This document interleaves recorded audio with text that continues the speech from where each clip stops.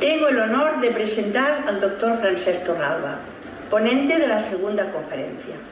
En ella nos hablará del contexto sociocultural. Good afternoon. We're going to hear to Francesc who is going to speak us about the cultural context of today's world. He was born in Barcelona. He's the father of 5 children. He's a philosopher and theologian. He's a doctor in theology by the University of Barcelona, philosophy also, theology by the Faculty of Theology of Catalonia, doctor in pedagogy from the University Ramon Llull. He furthered his studies at the universities of Copenhagen and Berlin. He's currently a professor at the Universitat Ramon Llull and teaches courses and seminars at other universities in Spain and America. He alternates his teaching activity with writing and dissemination of his thought. He directs the chair of Christian thought at the Bishopric of Urgell. He's the director of the Ethos Chair of Applied Ethics at Ramon Llull University. He's also vice president of Aldeas Infantiles SOS Catalonia.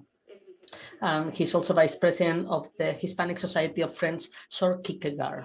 He's a member of the Royal European Academy of Doctors, presiding several ethics committees. Dr. Torralba is an academician of the Royal European Academy of Doctors. He's a consultant member, honorary member of European Higher Council of Doctors and honorary doctors, consultant member of the Pontifical Council for Culture of the Holy See, appointed by Benedict XVI, member of the board of directors of Memora Group.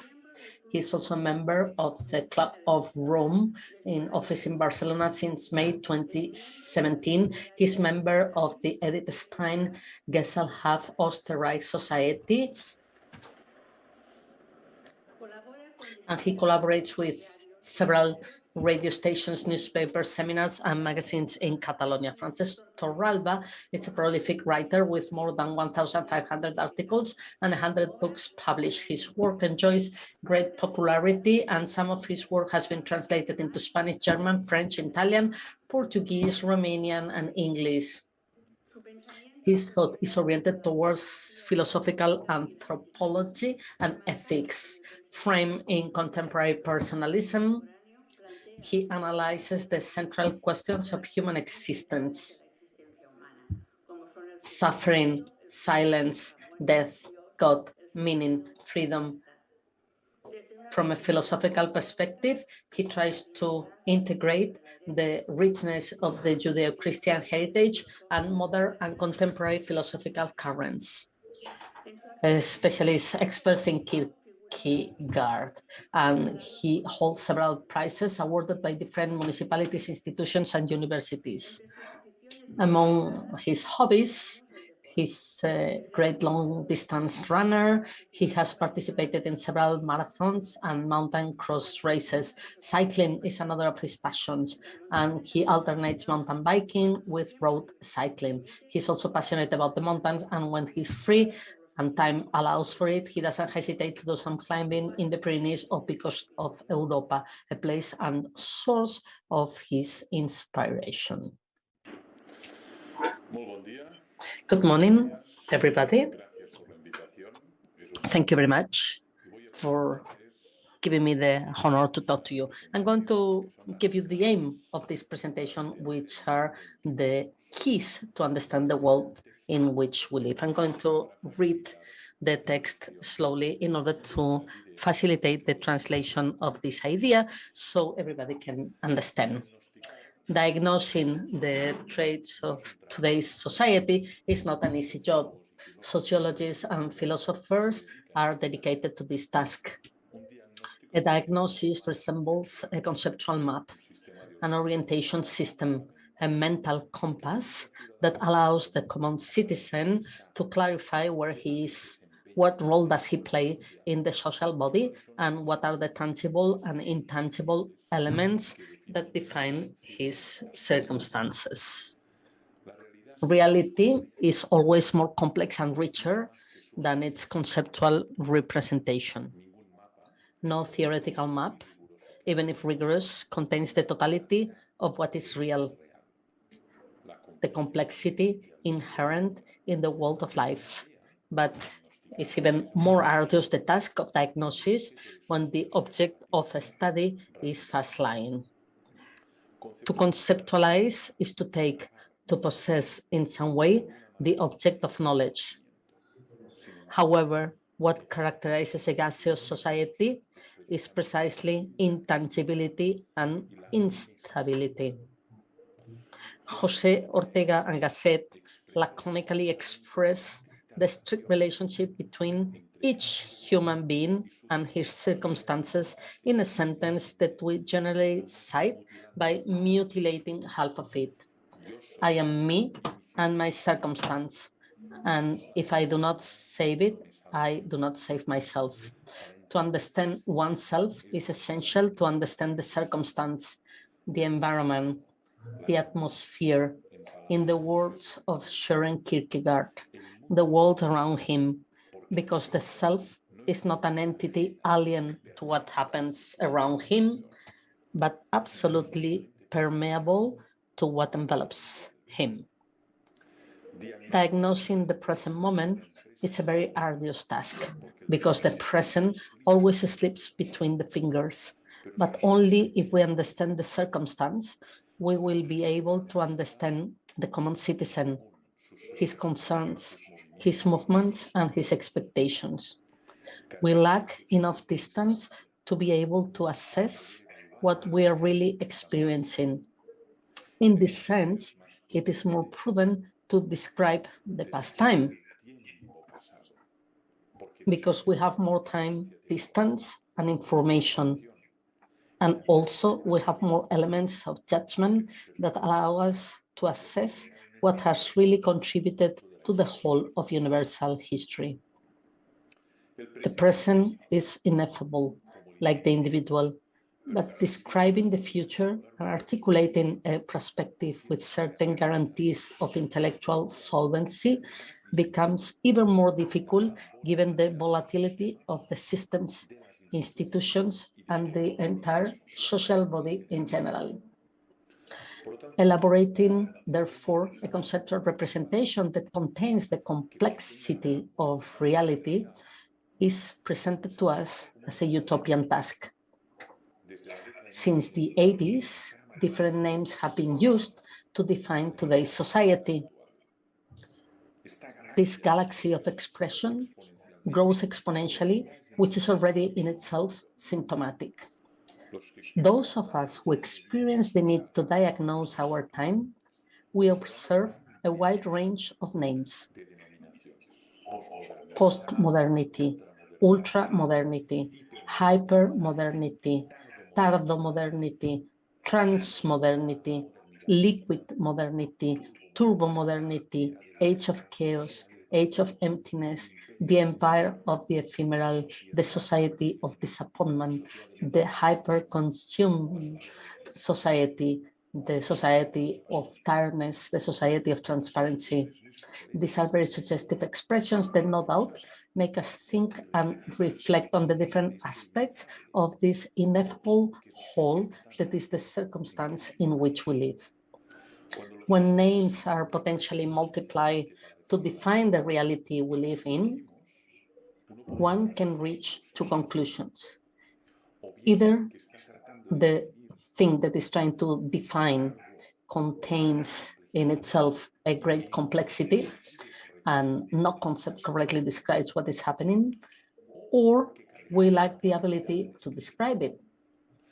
In addition, disjunctive is not exclusive. It can happen both or only one. The problem of diagnosing the zeitgeist of our time is that there is nothing fixed nor stable. Not only do the actors change, the script and the stage also change, so that finally one does not know which play just began is being staged. How can we photograph what is in motion? How to articulate the correct presentation of what becomes volatile so quickly?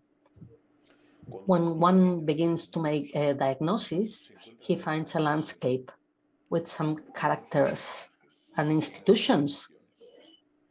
He finds a cast of intangible items, such as beliefs, values, ideals.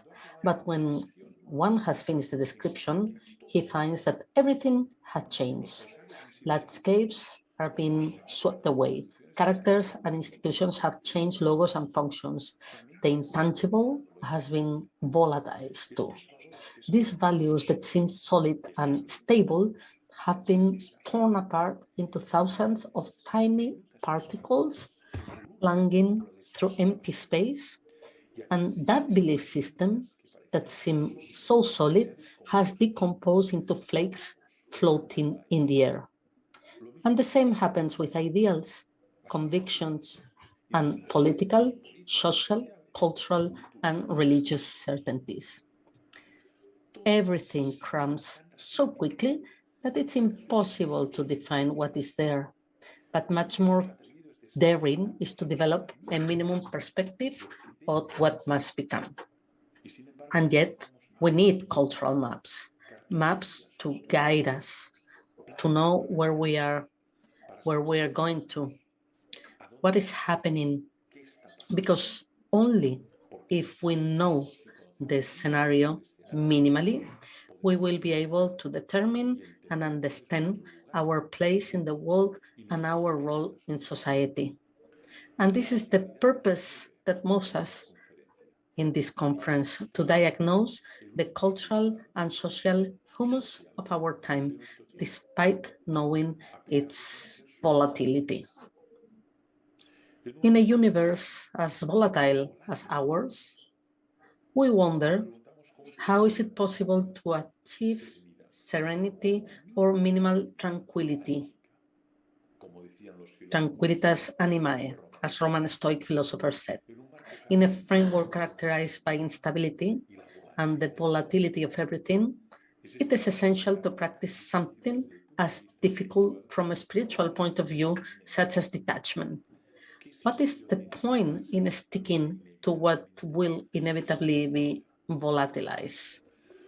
What characterizes our time in a clear way is uncertainty.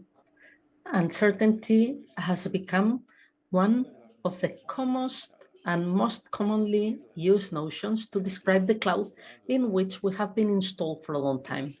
Everything has become uncertain. Market logic, policy changes, consumer trends, musical fashions, petrol prices, mortgage cost, interpersonal relationships, or job links. This fact of not knowing what to take care of generates uneasiness in all orders of life, especially work, affection, social and political areas as well. Many young people live installed in this framework of uncertainty since they were born. They have grown there and perhaps for this reason tolerated more comfortably than adults and the elderly. They have no idea of how long they will work in the same company, and in this case, and this in the case of being lucky enough to be able to work, nor do they have the slightest idea of how long their affective relationships will last. They cannot anticipate the time of emancipate themselves because the future is very uncertain. In this climate of provisionality and precariousness, they develop their lives with a certain attitude of resignation. Installed in the present, they project with utmost caution future plans and create their own defense mechanism in the face of uncertainty. Then try to enjoy the present and escape from a work reality that in general terms exploits them and does not recognize their talent. We live in an unprecedented time. A rapid and multi-dimensional change is highlighting the obsolescence of our worldwide inherited from the industrial age. The basic foundations of how we understood the world until today are under the sign of provisionality, and this anxiety leads us to a VUCA-type context, an acronym used in American military vocabulary to describe or reflect on volatility, uncertainty, complexity, and the ambiguity of a multilateral and global landscape. These new scenarios challenge our ability to shape more effective decision-making within the vital framework. A large part of the problem is in this VUCA environment are interrelated, interdependent, dynamic, and adaptive over time. The citizen is split on the one hand between a universe of beliefs built during the last centuries and its uselessness, and on the other, the duty to face new challenges posed by the stage. It is difficult to live in contexts of uncertainty, make decisions, make fundamental choices.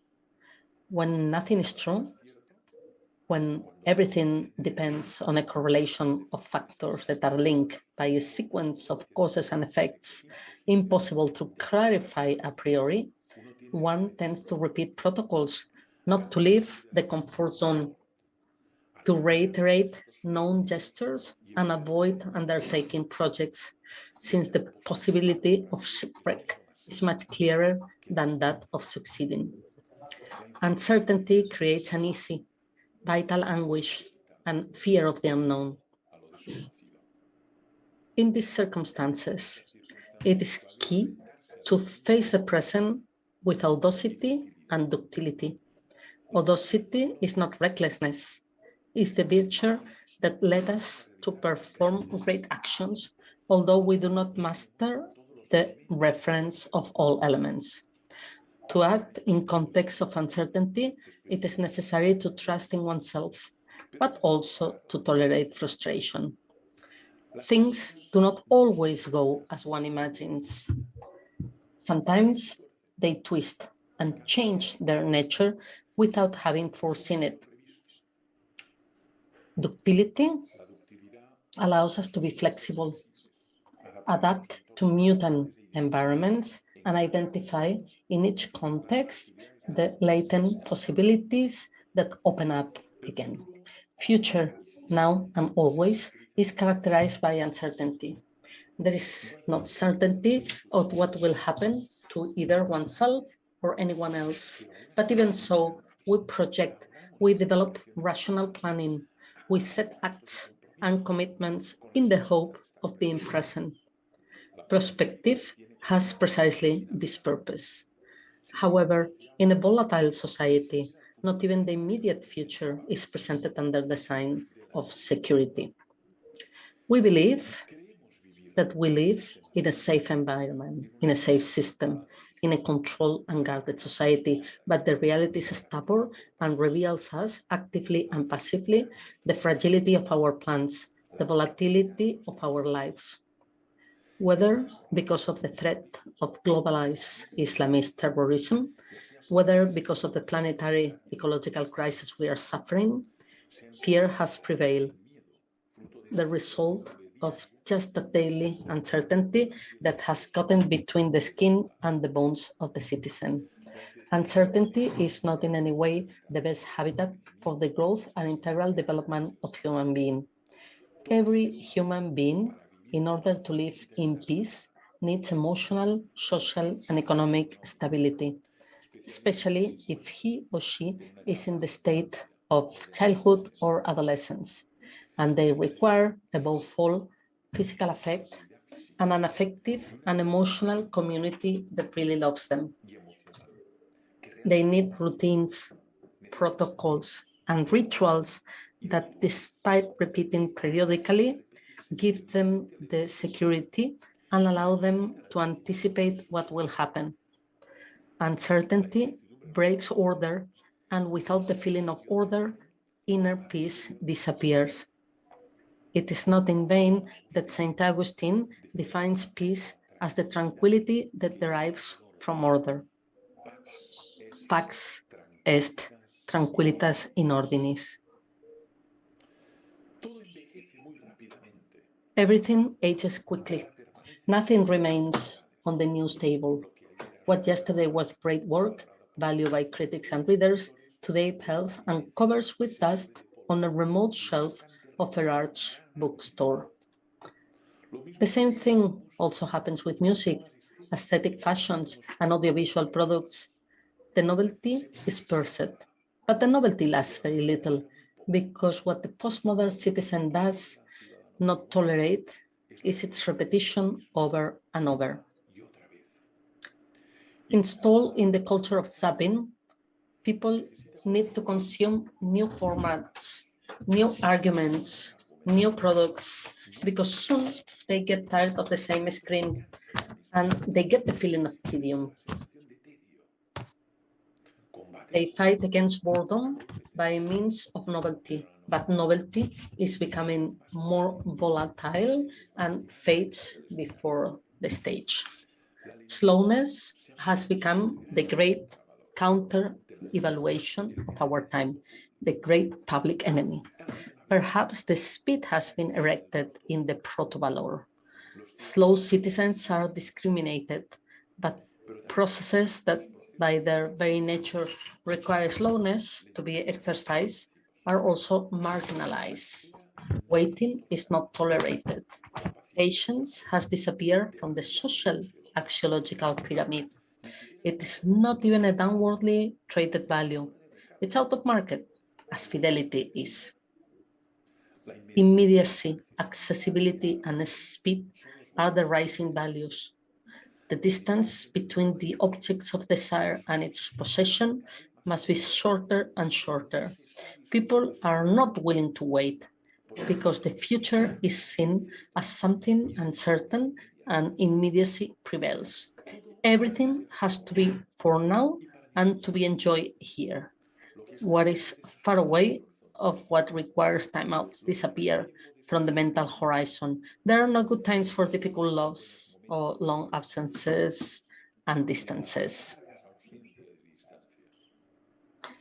And yet, in order to properly develop certain vital processes, it is absolutely essential to have time.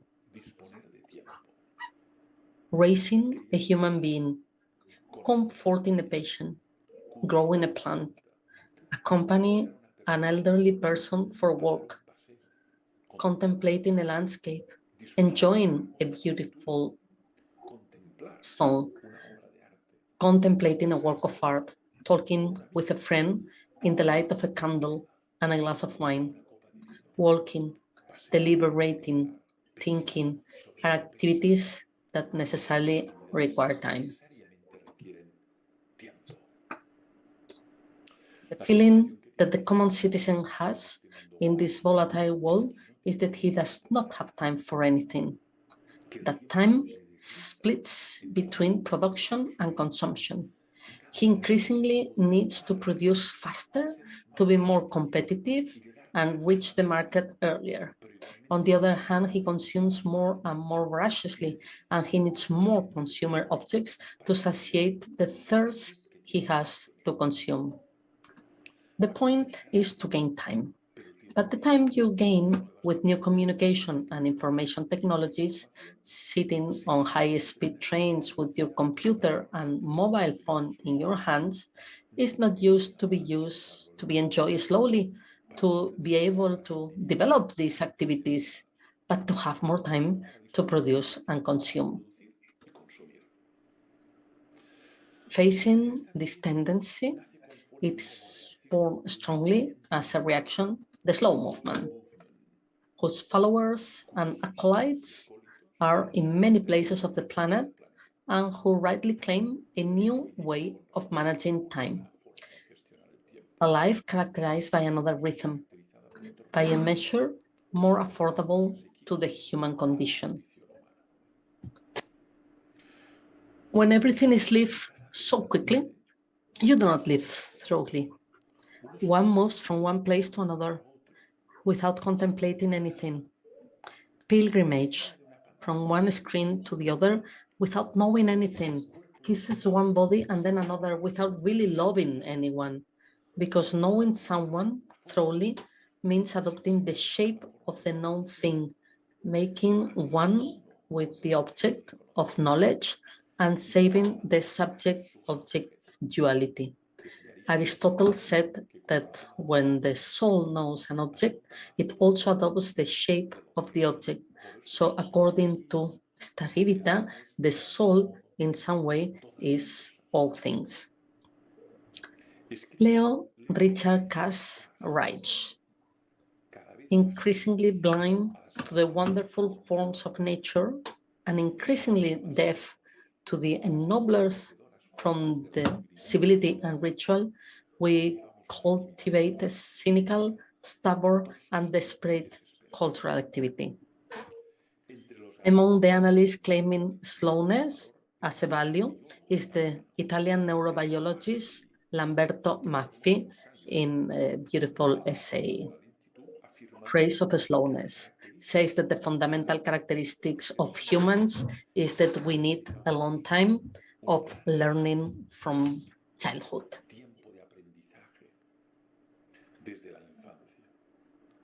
Our brain takes its time to learn and make the right connections. As Australian sociologist Judy Wachman, professor at the London School of Economics, explains the paradox of time. The main purpose of machines and digital technology was to free us from the pressure and slavery of time, to make our lives easier and make it more comfortable. But in reality, they have made us busier than ever, rather than encouraging liberation processes. Polls reveal that we feel more stressed and distressed than ever. A return to prehistory or the Cameron Age is not proposed. What I suggest is to achieve prudential and appropriate use of technologies, recover a practical wisdom that can turn these artifacts into accomplices of the human being and not their hostile enemies.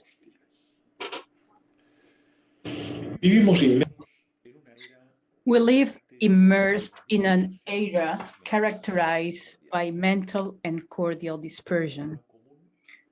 The common citizen is intensely and extensively stimulated by all kinds of informative bits, images, advertising slogans, and audiovisual messages that touch against his neocortex. Nicholas Carr, author of The Glass Cage, believed that the so-called information and communication technologies are progressively transforming us into more dispersed citizens and make us lose key elements of our intelligence. Dispersion is the great defense mechanism that, on the one hand, separates us from the closest beings, and on the other hand, takes us away from ourselves. The dispersion, said the fathers of the desert, is the origin of all evils, because it is opposed diametrically to attention. The person who is attentive realizes what surrounds him or her, what his or her body feels, what flows through his or her mind, the world where he or she lives. And precisely because of that, that person can act prudently and responsibly. Dispersion is the root of confusion, banality, and passivity. Those who are attentive can realize the vulnerability that manifests itself in the environment and respond to the call of the other. Only the one who pays attention can answer. Hence the secret link between attention and ethics.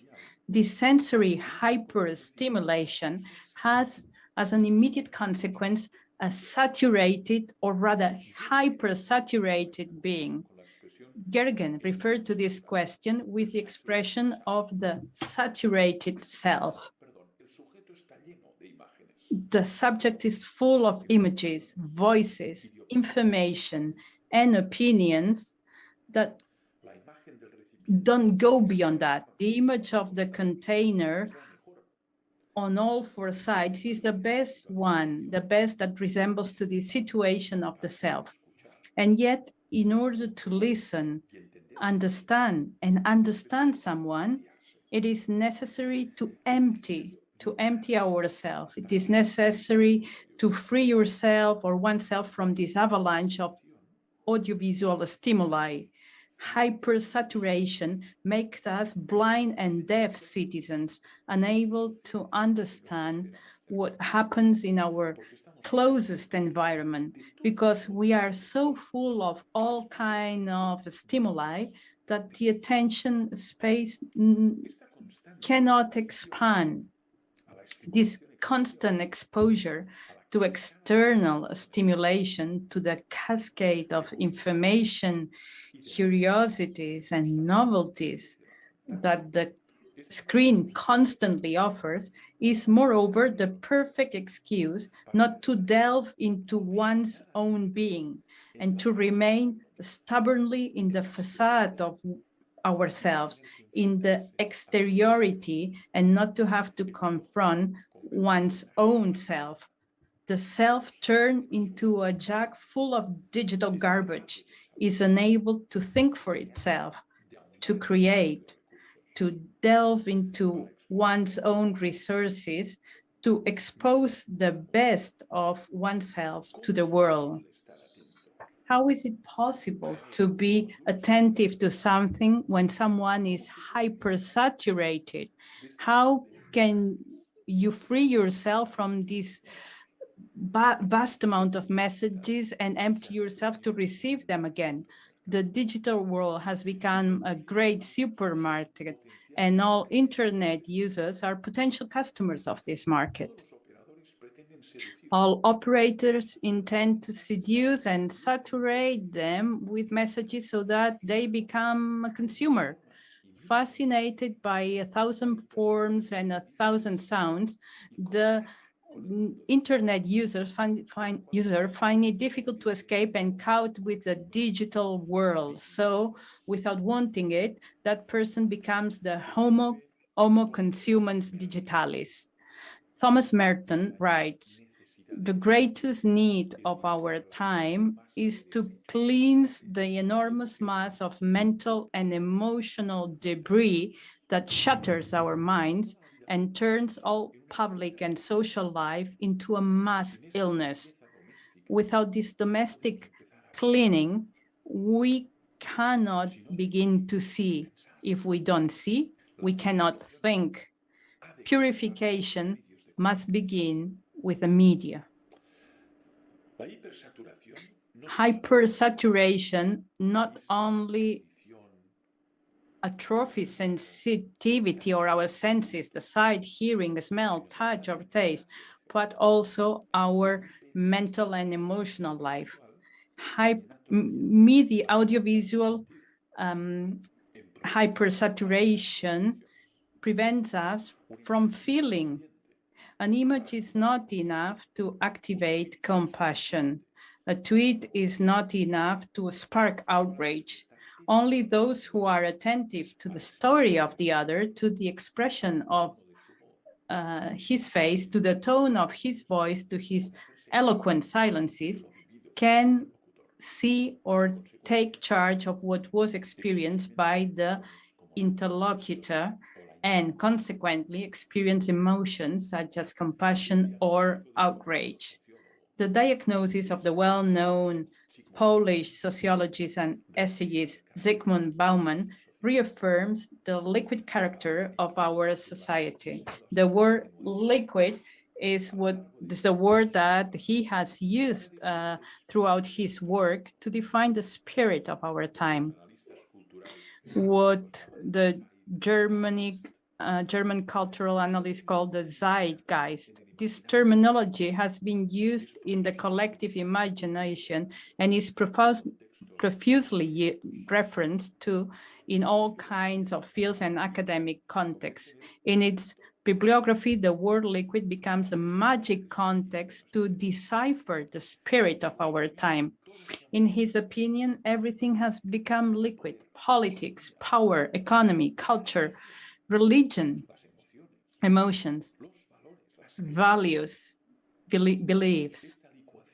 This widespread liquefaction of everything that exists is what according to his idea, characterizes this stage of our cultural and social history.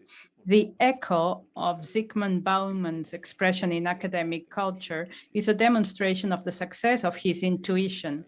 As he describes in his essays, the foundations of modernity have been liquefied, which means that these values that sustain it in the 18th and 19th centuries, such as freedom, equality, and fraternity, have lost consistency, but also the spirit of emancipation, the idea of progress, reason, and the hope in a better future. To affirm that this constellation of ideals have been liquefied is to affirm that they have become problematic, that they have ceased to be evidence to become conjectures. Modernity has been liquefied, and this has given rise to an era in which everything flows and nothing remains. This period that someone have called postmodernity is characterized by a structural crisis of these values and ideals. Who believes in the moral progress of humanity? Who believes in the liberating nature of reason? Who believes that the world is more fraternal today than 200 years ago? Who believes that we have conquered more freedom and more equity in a global framework? Who believes that history is a path of liberation and not a circle that spins on itself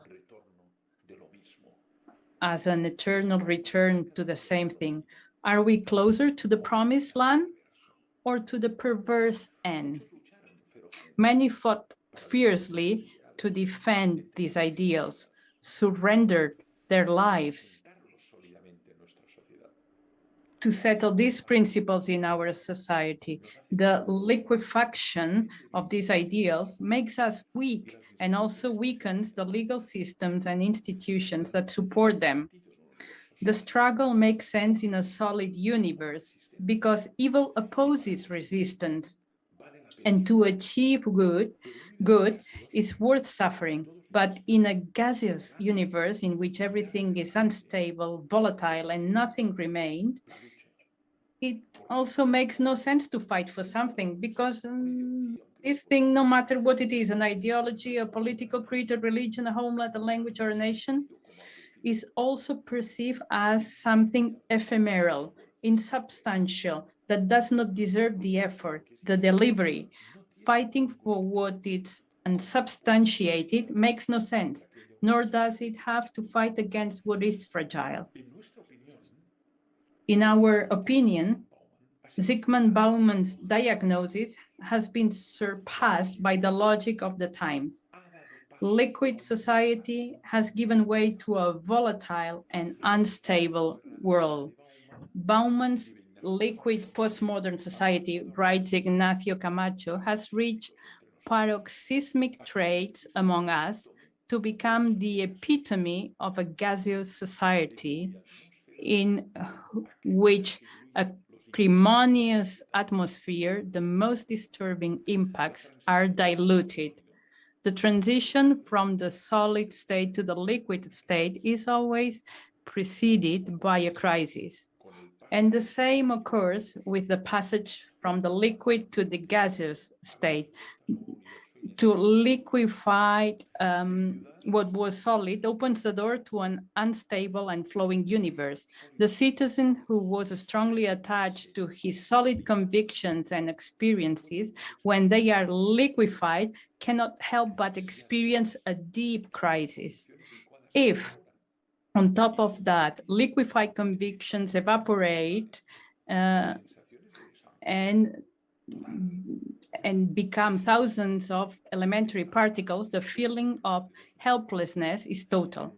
Crisis is a word that can be interpreted in two ways. In a negative sense, it evokes the idea of ending, decomposition, apocalypse.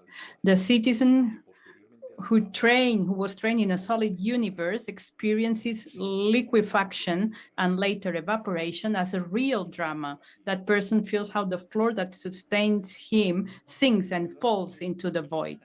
The citizen who was already born into a liquid universe and has spent a lifetime navigating in the seas, sliding on the waves, and knows how to stand on the surfing table, is better equipped to take on this transition to a gaseous society, but still experiences perplexity. In a positive sense, the word crisis means occasion, opportunity for discernment. Kairos, like Greeks call it. The transition from a liquid society to a volatile world can be read both ways. There is no doubt that settling into this new framework raises multiple problems, but also some opportunities. The solid offers some possibilities, but the liquid offer other possibilities. In an environment like ours, characterized by the metamorphosis of everything that exists, it is essential to overcome the nostalgic spirit that sings the virtues of the solid state and realize the value of the liquid and the vaporous. We all remember what we studied in natural sciences class when we were at school. Matter can take three states: solid, liquid, and gaseous. The idea is suggestive when applied to any reality, but especially when applied to interpersonal links, beliefs, values, and ideologies. Three forms of the same reality can be distinguished: a solid, liquid, and gaseous mode. There are, for example, solid interpersonal relationships, which are based on fidelity and persist despite difficulties. There are also liquid relationships that are unstable, flowing, coming and going. And finally, gaseous relationships that are sporadic, instant links, whose temporality is very brief because they volatilize very quickly.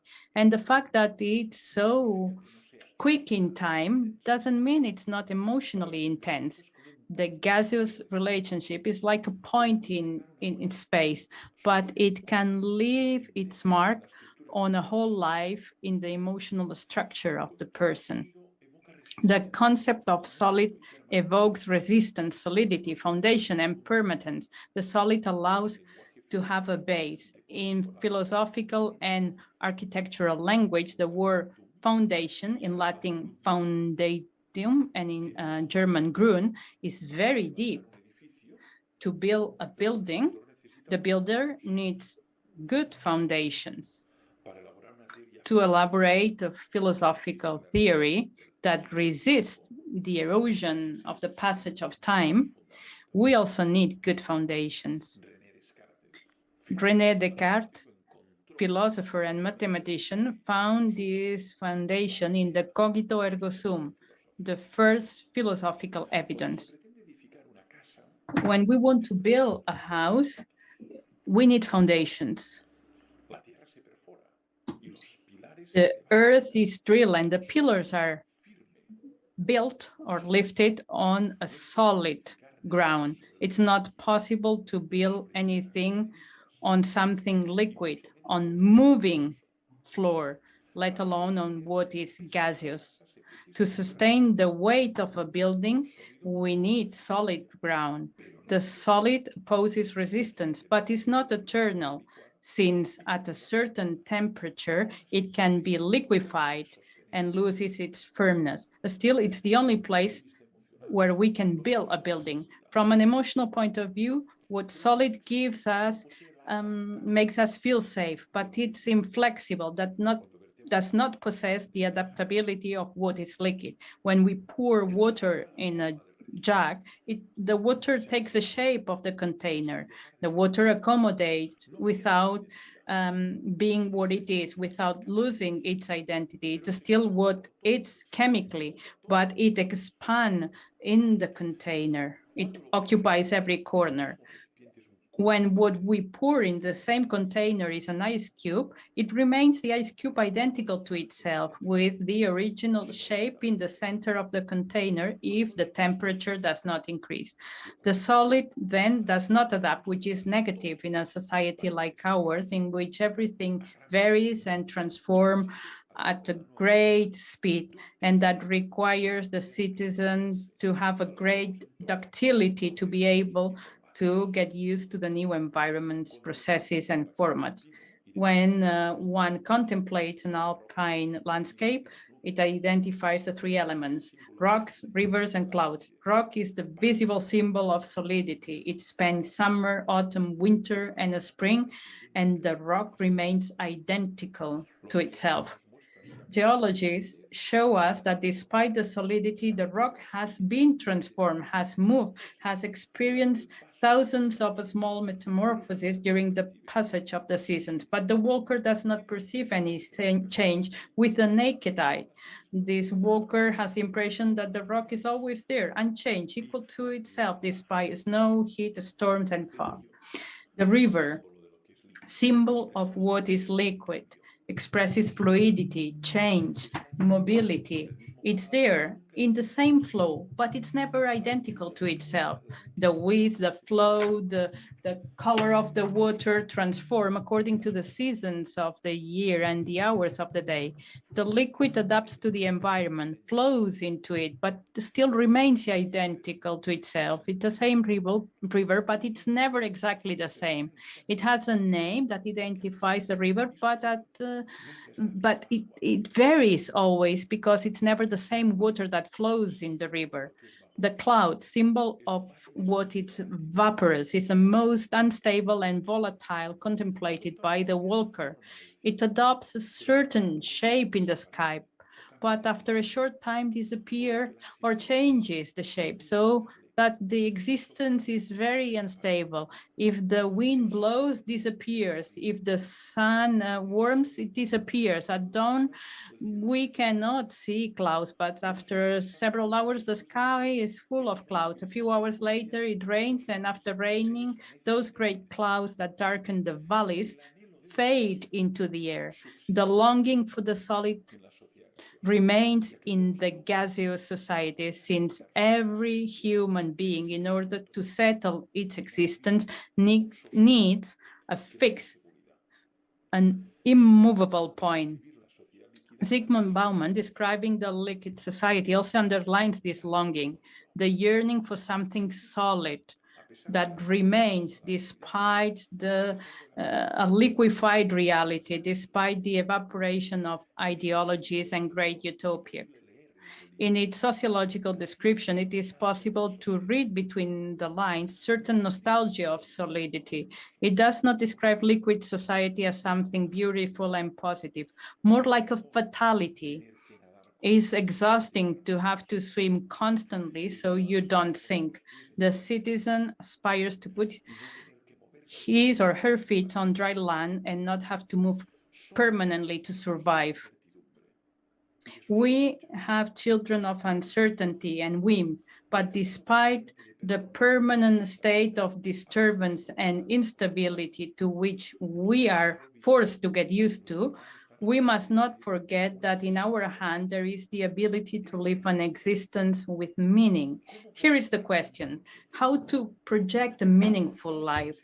What can be the reason which sustains our existence in a context of volatility? In this volatile world, the notion of a vital project disappears from the horizon because it necessarily requires a story, a sequence of moments, loyalty to an idea, and hope in the future. The sense in the society of uncertainty has its place in the present, immediacy, in punctual service. Mortgage the present, hoping to host a dream in the future, sacrifice the now for tomorrow. This is not the logic of the gaseous society. The sacralization of the instant, of the now, is the only way to give meaning to an existence that has ceased to be a story to become a tiny point on a pointillist picture. The transition from liquid to gaseous states deserves special attention. The liquid flows and is perceived with the eyes. One can put his hands on it and experience the freshness of the water. We cannot build building on what's liquid, but we can locate it, and it's known how to solve the problems. The liquid is drawn on a map, occupies a space and a volume. The gaseous state itself is, however, volatile. It occupies a space and a volume, but is not perceived by human sensitivity. When water evaporates, hydrogen and oxygen molecules are sustained in the air, but it's impossible to perceive them with the naked human eye. They are there, but we cannot touch them. We need the air to be able to breathe, but we don't perceive it. The fish needs water to live, but does not perceive it. It is their vital environment. It's not possible to identify with the naked eye where the gaseous state ends. We need air to live, but we don't experience it except when the wind blows. The solid holds us in a watery environment. We can only stay there if we know how to swim, while in the gaseous state, we fall in all directions. We have the feeling of weightlessness, of ingravity. This is the feeling experienced by the postmodern citizen when he runs out of a mainland, of a solid ground, when the liquid evaporates, and the spacecraft that kept this citizen afloat is volatilized. Then the citizen has nothing left to hold on to, because in fact there is no one to hold on to. The table has collapsed. The personal identity, this conscious particle that floats in the space, the self, experienced the phenomenon of ingravity. If it was very heavy, the self wouldn't be able to float, and therefore it would fall. But the self of the gaseous citizen, it's light, volatile, ephemeral.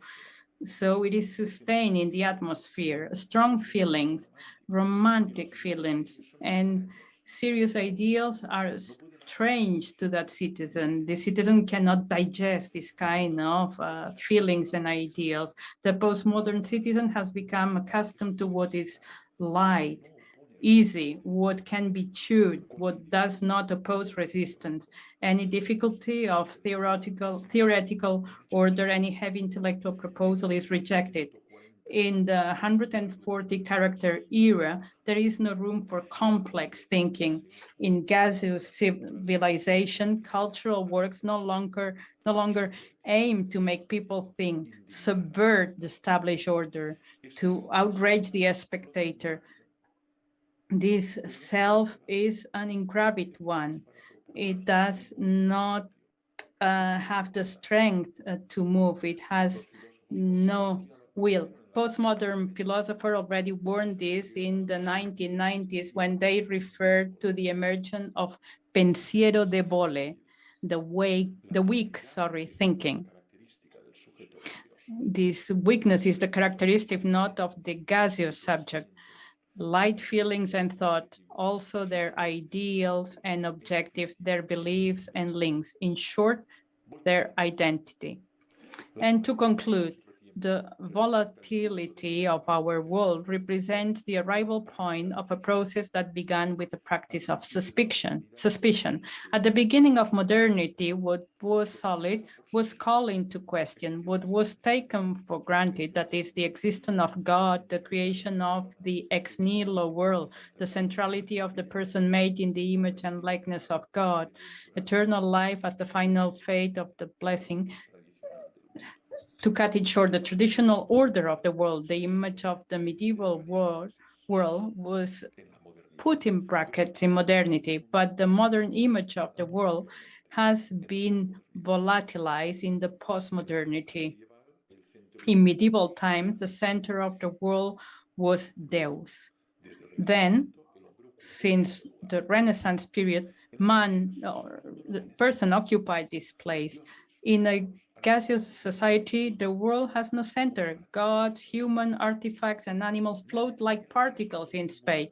Nothing has the trait of immutability. Nothing possesses the attribute of the absolute.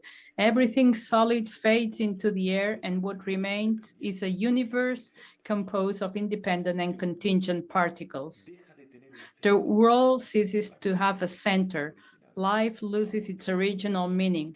Death adopts a new meaning. This is the feeling experienced by any human being.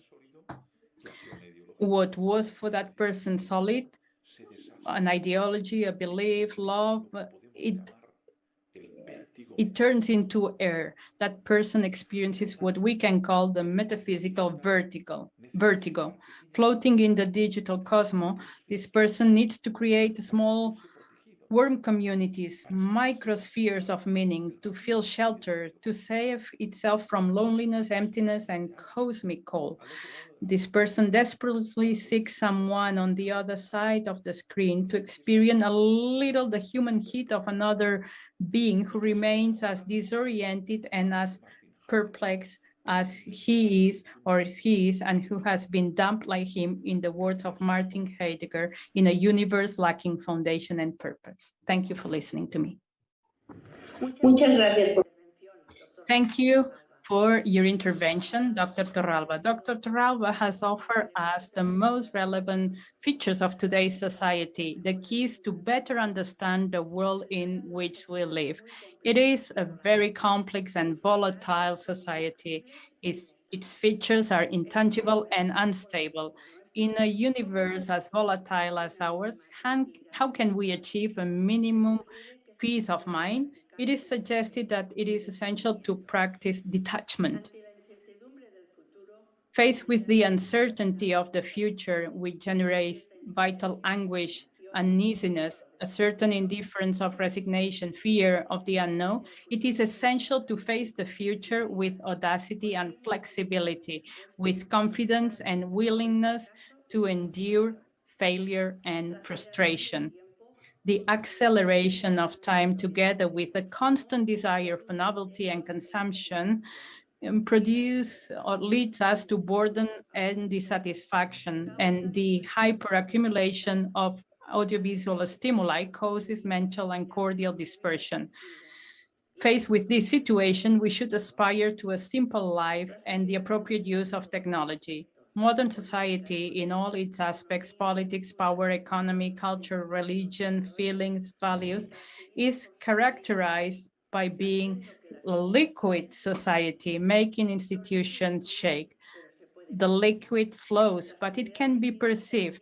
The liquid society is in crisis and is giving way to a volatile, gaseous, unstable, easy, ephemeral society, which produces a feeling of helplessness. The gaseous culture aims to distract, not to make us think. The traditional image of the world has been volatilized. There is no center. Everything is superficial and contingent. The person experiences a metaphysical vertigo.